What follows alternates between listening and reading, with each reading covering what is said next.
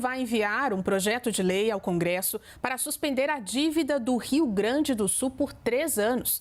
Além disso, o texto vai propor que, neste mesmo período, os juros que incidem sobre o estoque da dívida sejam zerados. Segundo o ministro da Fazenda, Fernando Haddad, a medida vai liberar 11 bilhões de reais para serem aplicados na reconstrução do Rio Grande do Sul. Vamos então ao debate, começando por você, Caio.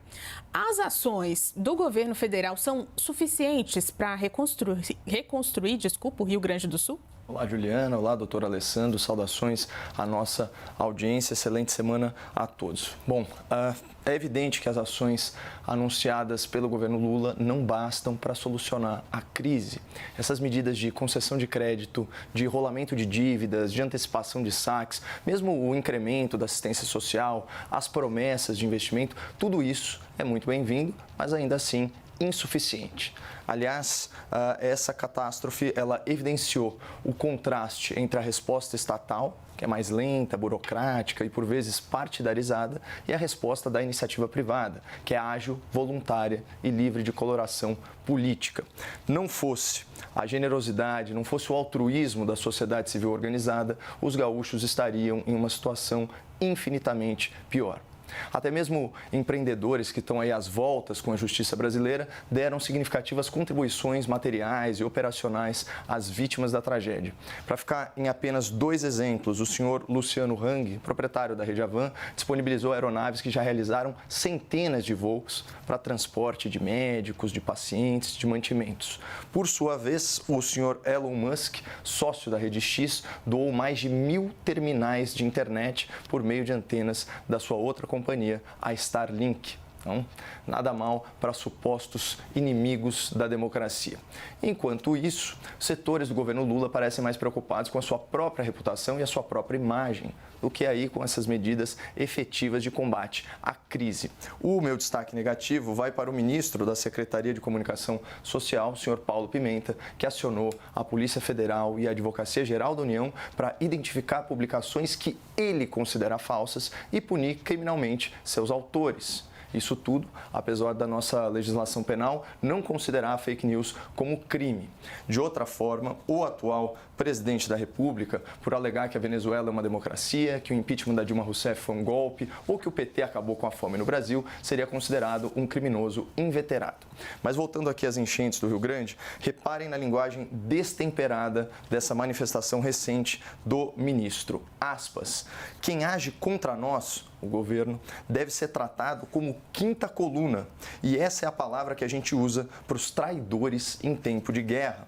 Quinta coluna tem que ser tratado como criminoso. Eu peguei aqui a definição do dicionário Michaelis sobre o termo quinta coluna. Aspas, qualquer pessoa que age de forma dissimulada, prestando auxílio a serviço do inimigo ou fazendo espionagem e propaganda subversiva, fecha aspas. Bom, no seu ofício, o Paulo Pimenta também seguiu essa linha argumentativa autoritária. Aspas, é fundamental que ações sejam tomadas para proteger a integridade e a eficácia das nossas instituições frente a tais crises. Parece que criticar ações, criticar operações, criticar instituições e autoridades do Estado virou caso de polícia e crime de traição na concepção do alto escalão do governo Lula.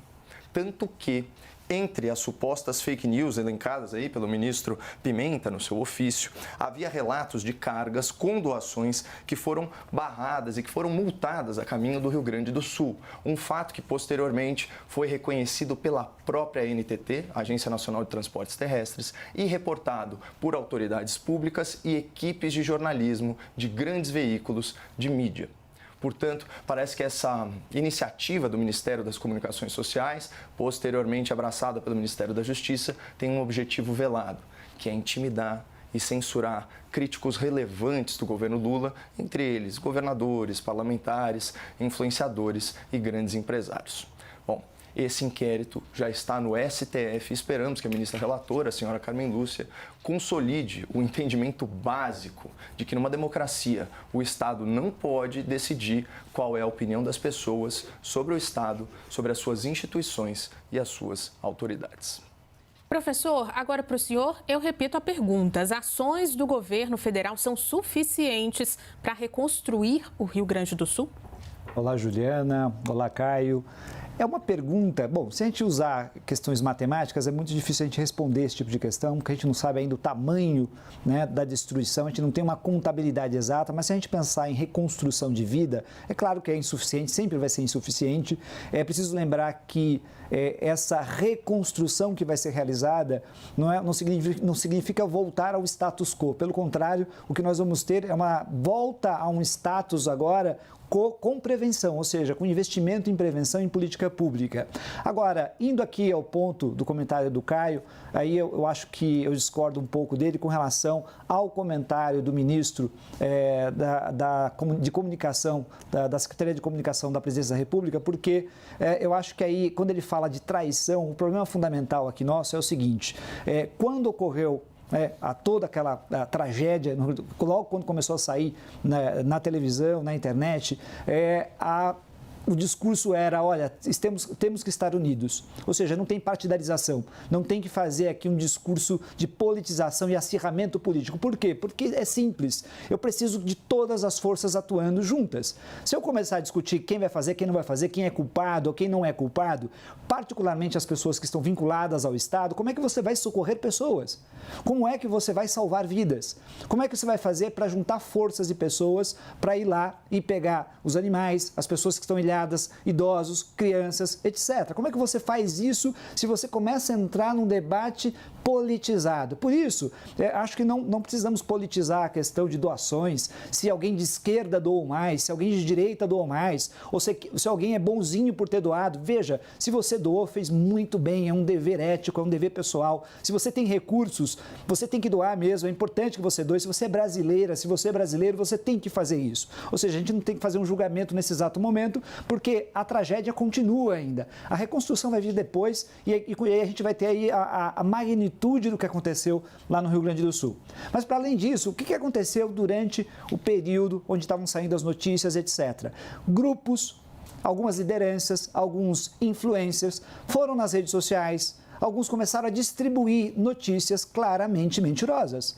Veja, notícias que politizavam a questão, que desengajavam pessoas, notícias que se espalhavam entre as pessoas que estavam sendo vítimas naquele exato momento. Por isso, acredito eu, que aí a gente pode compreender um pouco melhor o comentário sobre traição, sobre crime que estava sendo cometido naquele exato momento com relação a algumas pessoas, porque você tem uma situação onde você vai dividir pessoas, no momento no qual a gente não podia ter divisão de pessoas. A gente precisava unir forças. Portanto, eu acho que o comentário do ministro Paulo Pimenta vai nesse sentido. Eu não acredito que ele tenha feito comentário em outro sentido, porque havia um temor gigantesco, né, com relação a esse tipo de situação e com relação ao conflito que isso poderia gerar e as dificuldades que poderiam gerar com relação ao salvamento de pessoas.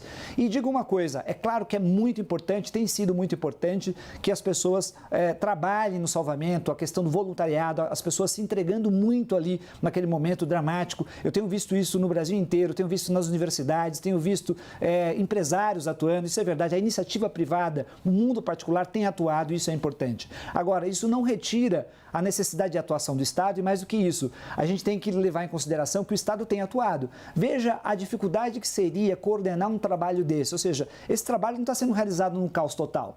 Você tem pessoas lá, você tem o Exército, você tem as Forças Armadas, você tem investimento, você tem a questão do governo federal utilizando de todo o instrumental jurídico, político para tentar, de alguma forma, amenizar aquela situação. Isso tem sido realizado. É claro que as pessoas tendem a ter uma visão negativa do Estado, porque, veja, os serviços públicos, como regra geral, já não eram excelentes. Agora você tem uma sociedade destruída. Então, agora que você precisa mais ainda de Estado. Eu sei que existem algumas pessoas que não gostam do Estado, que têm uma visão muito liberal com relação ao mundo, com relação à vida, mas eu digo uma coisa, não haverá nada que possa reconstruir essa situação lá no Rio Grande do Sul, a vida das pessoas, que não passe por uma atuação imediata e direta do Estado. Caio, ainda sobre esse assunto, tem uma cobrança ali da gestão atual sobre controle do orçamento. Aí eu te pergunto, o governo Lula deve se preocupar com o impacto dessas medidas para ajudar ali o Rio Grande do Sul dentro do orçamento? O orçamento já não era uma grande preocupação do governo Lula, né, Juliana? Vamos combinar que o que nós estamos observando, isso já desde 2023, é uma participação maior do setor público no PIB nacional, né? Um governo deveras perdulário que agigantou a máquina pública sem a respectiva entrega, né? Sem a respectiva contrapartida em termos de qualidade e abrangência dos serviços sociais. A gente tem uma situação de aumento de déficit, né? Então, na contramão aí da responsabilidade fiscal observada em anos anteriores, né? E na gestão anterior também. Né? Então, isso já não é uma grande preocupação. E também o governo Lula não fez muita questão de usar o seu capital político, né? Para corrigir aí o que eu acho que é um grande erro do ponto de vista orçamentário, que é a pulverização do poder de investimento da União por meio das emendas parlamentares. Vamos lembrar que o orçamento aprovado no Congresso teve um veto do governo Lula, que ainda requer exame, requer reanálise do Congresso, se não me engano, mas assim, a gente pode falar que é entre 48 bilhões e 53 bilhões de reais em emendas parlamentares. É mais ou menos a soma, né, de todas as ajudas prometidas, todos os auxílios prometidos até o momento, isso incluindo linhas de crédito para empresas, medidas de assistência social, saques antecipados, aí fruto de legislação trabalhista, enfim, rolamento de dívida, esse tipo de coisa. Então, poderia haver sim um pacto nacional, e aí o ônus também dividido com o legislativo, que não teve o mesmo altruísmo, né, que eu narrei e que o doutor Alessandro confirmou, da iniciativa privada. Eles não abriram mão, né, das suas emendas, especialmente em ano eleitoral, e é uma pena que tenha sido dessa forma. Também não vi repercutir a ideia salutar de doar uma parte do fundo eleitoral, né, para assistência imediata às vítimas. Né? Então, isso também é um outro problema. E qual que é a questão aqui? Obviamente, né, ninguém vai ser contrário aí ao uso de verbas para a recuperação e para a prevenção de novas catástrofes, como bem observou meu estimado debatedor. A questão é que você gerando um déficit fiscal, você sabe a consequência natural disso. Você vai ter necessariamente, né, uma desvalorização da moeda, um aumento de inflação e um aumento de juros, e isso vai penalizar toda a sociedade, incluindo aí a própria sociedade gaúcha. Então, havia outras fontes de recursos que poderiam ter sido utilizadas e, nesse sentido, a crítica aí ao governo. Professor, vou puxar pelo ponto do Caio. Haviam outros caminhos, né, para ajudar o Rio Grande do Sul, e esse é o momento do governo se preocupar com o impacto de medidas dentro do orçamento? Olha, ficar discutindo a questão orçamentária de impacto no momento de tragédia é sempre muito complicado. Porque, veja, você tem uma situação que você tem que salvar vidas, você tem uma situação que ainda não terminou e você tem toda a discussão orçamentária. É claro que atrás, né, do palco da política e da economia, todo mundo fica preocupado. Mas, regra geral, a gente sabe que é um estado de exceção aqui, ou seja, nós temos uma situação de emergência. E, nesse caso, você não pensa, você primeiro salva as pessoas. Porque se você começar a pensar, será que eu vou gastar ou não? Ou seja, eu estou contabilizando vidas aqui e eu não posso fazer isso. Por outro lado, a gente sabe aqui, o governo federal, o partido do presidente da República, a linha ideológica e política do presidente da República é uma linha à esquerda. Você pode discutir se é mais ou menos de esquerda, é à esquerda do espectro político. E a ideia fundamental aqui é óbvio que tem toda uma crítica tradicional realizada com relação à questão do excesso de pragmatismo econômico ou dessa economia de austeridade total, que é, de alguma forma, também a questão fiscal.